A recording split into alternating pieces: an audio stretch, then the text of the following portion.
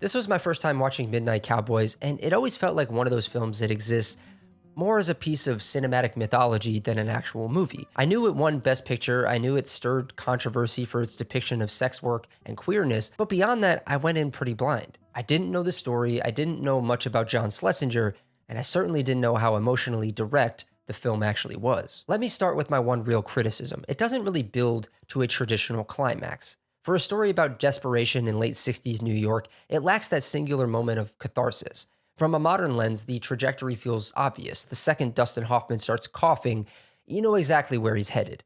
So when the ending arrives, it doesn't really hit like a twist or a gut punch, it just sort of happens. But even without that narrative wow moment, there's something undeniably powerful here. This is a film about male companionship, survival, and a kind of bruised intimacy that exists somewhere between friendship and something deeper, even if no one involved would ever name it out loud.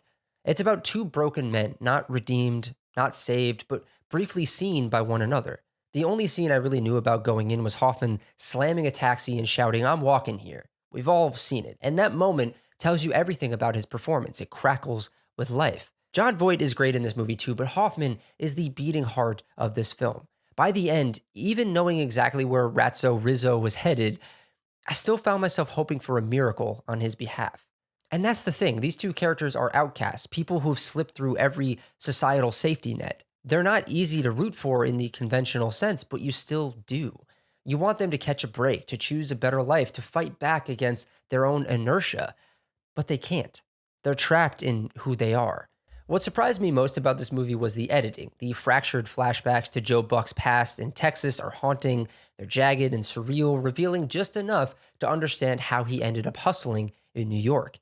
There's a party sequence later in the film that's all spinning lights, smoke, and strange faces that momentarily breaks the visual tone in a way that feels totally, beautifully 1969. Its psychedelic chaos was interrupting the gritty realism of the rest of the film. I think that this is a film that's going to expand in my head the longer I sit with it.